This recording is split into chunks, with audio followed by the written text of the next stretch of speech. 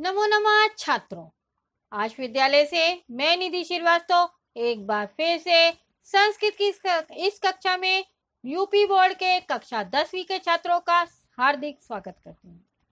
छात्रों, पूर्व की कक्षाओं में आप लोगों ने पद्यपूषम द्वितीय पाठाकया वृक्षाणाम चेतनत्वम अर्थात वृक्षों में भी चेतनता यानी जागृति होती है उसके बारे में अध्ययन किया। और छात्रों, आपको यह पाठ जो है वो महाभारत से लिया गया है और जिसमें महर्षि भृगु और भारद्वाज श्लोकों के माध्यम से प्रश्न उत्तर वाचक बातचीत कर रहे हैं। दोनों बता रहे हैं, एक जने प्रश्न पूछ रहा है, एक जने उत्तर दे रहा है। महर्षि भृगु बता रहे हैं कि पेड़ों में भी चेतनता होती है, पेड़ों में भी जागृति होती है, वह भी सांस लेते हैं, वह भी पानी पीते हैं, वह भी खाना खाते हैं, वह भी सूंघते हैं और वह भी स्पर्श का अनुभव करते हैं। और इसलिए पेड़ों में भी जैसे हमारे शरीर में 5 तत्व विद्यमान है, क्योंकि हम भी 5 ज्ञानेंद्रियों के माध्यम से जीवित रहते हैं, तो उसी तरह से पेड़ों में भी 5 तत्व और 5 ज्ञानेंद्रियां विद्यमान है, ऐसा महर्षि भृगु बता रहे हैं। तो छात्रों, अभी पिछली कक्षा में हम लोगों ने पढ़ा कि वृक्ष जो है वो सूंघते हैं, स्पर्श करते हैं और देखते भी हैं।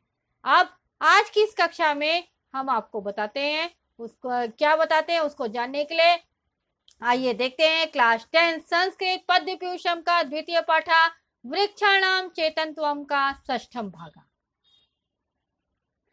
प्रस्तुत पाठ में श्लोकों का अन्वय के साथ साथ हमने हिंदी भाषा में संदर्भ और व्याख्या के साथ साथ विशेष पर भी प्रकाश डाला है।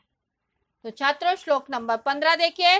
भृगुवाच सुख दुखयोश्च ग्रहणात् छिन्नस्य च विरोहणात् जीवं पश्यामि वृक्षाणाम चैतन्यम न विद्यते। क्या है छात्रों? सुख दुखयोश्च ग्रहणात् छिन्नस्य च विरोहणात् जीवं पश्यामि वृक्षाणाम चैतन्यम न विद्यते। छात्रों, प्रस्तुत श्लोक का अन्वय करने के लिए हमको कर्ता कर्म क्रिया और इनके विशेषण को उनकी अन्य विभक्तियों के साथ एक पंक्ति में नियोजन करना है। तो आइए अन्वय देखिए छात्रों।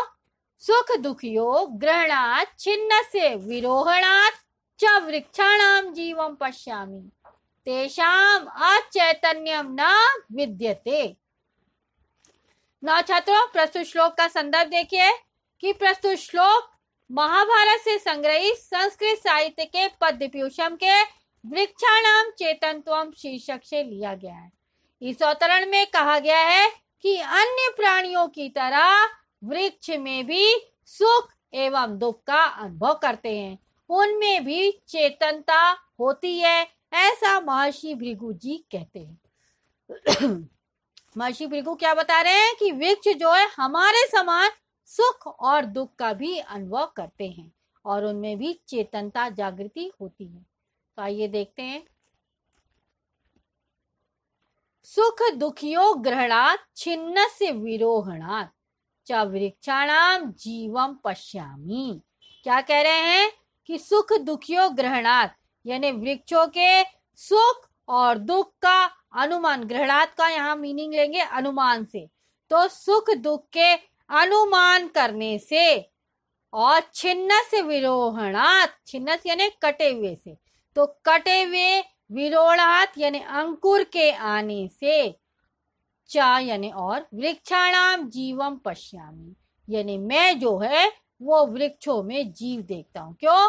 क्योंकि सुख वृक्षों में सुख और दुख का अनुमान होता है और जब वृक्षों को काटे जाओ तो उनके कटे हुए के अंकुर आने से, जब कट जाते हैं तो फिर से वापस उसमें फलियां आने से, वापस उसमें शाखाएं आने से मैं उनमें क्या करता हूँ? जीव मानता हूँ। क्यों? क्योंकि हमने काट दिया और पानी, खाद पानी सब मिला तो वापस से वो जी गए।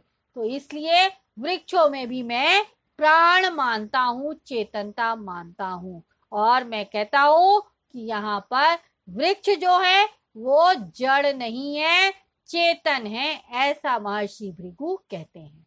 ठीक है।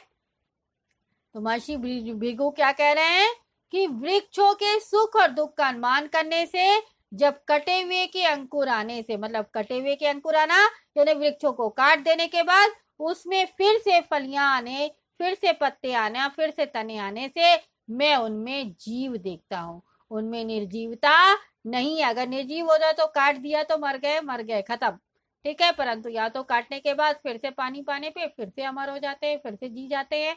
तो इसलिए वो जीव है, उनमें निर्जीवता नहीं है। भाव यह है कि वृक्ष भी चेतन है, जड़ नहीं है। ठीक है छात्रों। 9 विशेष इसमें है। सुख दुखियों में द्वंद्व समास, सुखम चा दुखम चा। और विरोहणात् में ल्युट प्रत्यय वी प्लस रूह प्लस ल्युट प्रत्यय। और छिन्नस में भी कद प्रत्यय है, छद प्लस कद। ठीक है।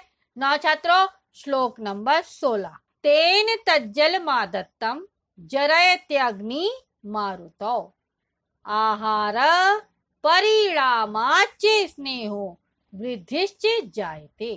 क्या बता रहे महर्षि भृगु कि तेन तज्जल मादत्तम जरयत्यग्नि मारुतौ आहार परिणामाच्च स्नेहो वृद्धिश्च जायते। ठीक है छात्रों। तो 9 छात्रों, श्लोक का अन्वय करने के लिए कर्ता कर्म क्रिया और उनके विशेषण को अन्य विभक्तियों के साथ एक पंक्ति में नियोजन करना अन्वय है। तो अन्वय देखिए इसका उसी नियम के आधार पर। तेन आदत्तम तत् जलम अग्नि मारुतो जर्यति आहार परिणामात् च स्नेहा वृद्धि च जायते। वृद्धि यानी बढ़ती है।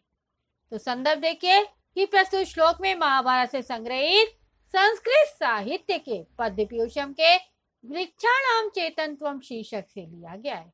और इस श्लोक में बताया गया है कि वृक्ष खाते हैं और उनकी पाचन क्रिया भी होती है। भृगु जी कहते हैं, भृगु जी ने पहले क्या बताया, वृक्ष सांस लेते हैं, पानी पीते हैं, सूंघते हैं, जल ग्रहण करते हैं, देखते भी हैं, ठीक है, स्पर्श का भी अनुभव करते हैं। फिर अभी बताया कि सुख और दुख का अनुभव करते हैं। नाउ अभी कह रहे हैं कि वृक्ष खाते भी हैं। देखिए कैसे खाते हैं। तेन आदत्तम तत् जलम अग्नि मारुतो जर्यति। तेन यानी उनके द्वारा, उनके किसके, वृक्षों के द्वारा।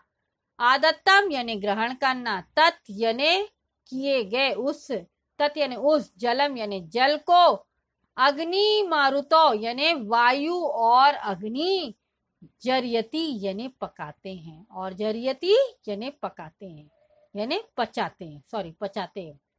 तो तेन आदत्तम तत् जलम यानी वृक्ष के द्वारा ग्रहण किए गए जल को, उस जल को, अग्नि मारुतो यानी आग और हवा जो है वो पचाते हैं। आहार परिणामात् च स्नेहा वृद्धि च जायते।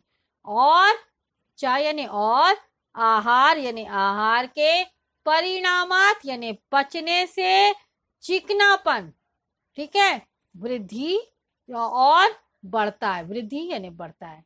तो परिणामात् च स्नेहा, स्नेहा यानी मिलना, चिपकना, ठीक है। यहाँ पे देखिए प्रेम का अर्थ क्या होता है, चिपकना, मिलना। तो यहाँ पर जो चिपक यानी जो लिसलिसा पदार्थ वृक्ष में होता है वो आहार के पाचन शक्ति के द्वारा ही होता है।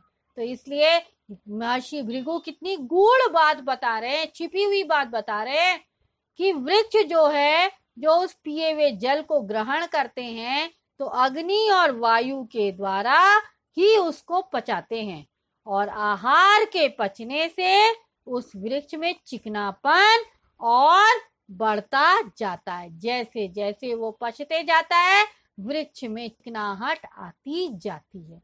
कितनी छिपी हुई बात को महर्षि भृगु ने बताया है कि वृक्ष चिकने कैसे होते हैं, जब वो वायु और अग्नि उनके भोज पदार्थ को, जो जल ग्रहण किया है और जो खाद्य पदार्थ ग्रहण किया है उसको जो पचा रहे हैं, तो पचाने की प्रक्रिया में वह उसको चिकना करते जाते, बढ़ाते जाते। जितना चिकना होगा उतना उनकी पाचन शक्ति तीव्र होगी।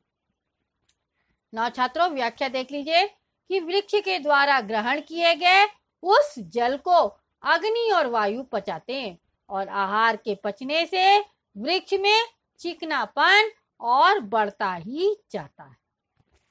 नौ विशेष देखिए कि आदत्तम में कत प्रत्यय है, आ प्लस दा प्लस कत। अग्नि मारुतों में फिर से द्वंद्व समास है, अग्निश्च मारुतश्चेति द्वंद्व समासा। और जर्यति में ऋच प्रत्यय है, लट लकार प्रथम पुरुष एक वचन है। तो जर्यति को कैसे तोड़ा छात्रों? ज्री प्लस ऋच प्लस लट लकार प्रथम पुरुष एक वचन। छात्रों इसी के साथ यह अंश यहाँ पर समाप्त होता है। आज के इस अंश में आपने दो बातें जानी छात्रों कि पहला कि वृक्ष जो है वो सुख और दुख का अनुभव करते हैं, उनको काट दो और फिर से वो वापस पनप जाते हैं तो उनमें क्या होता है? चेतनता होती है। वो जड़ नहीं है, वो निर्जीव नहीं है, वो सजीव वस्तु है। ठीक है। और दूसरे श्लोक में हमने बताया कि वृक्षों में जो है पाचन शक्ति होती है। क्यों? क्योंकि जितने वृक्ष चिकने होते हैं यानी उसमें पाचन शक्ति उतनी ही तीव्र होती है। जिस जल को वो ग्रहण करते हैं उसको ही वायु और अग्नि उनको पचाने में मदद करते हैं और जैसे जैसे पचते जाते हैं वैसे वैसे वो वृक्ष चिकने होते जाते हैं। तो छात्रों आज का यह अंश आपको अच्छी तरह से समझ में आ गया होगा। अगर आपको इस अंश में कोई भी डाउट है तो आप आश विद्यालय के ऐप्स को लाइक करके क्वेरी में जाकर अपना डाउट पूछ सकते हैं। मैं आपका जवाब जल्द से जल्द दूंगी। तब तक के लिए धन्यवाद छात्रों। नमो नमः।